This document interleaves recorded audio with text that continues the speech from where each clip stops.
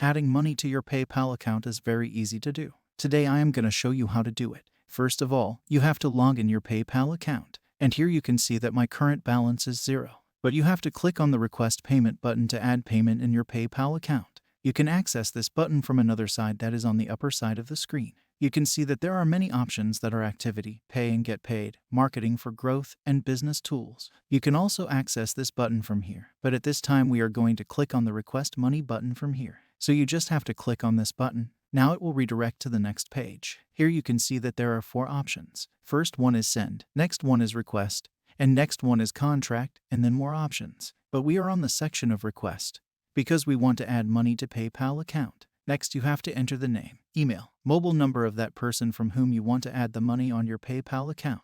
So I write the email of that person. You can see that it's here. Now click on the next button, and here you have to enter the amount that you want to add in your PayPal.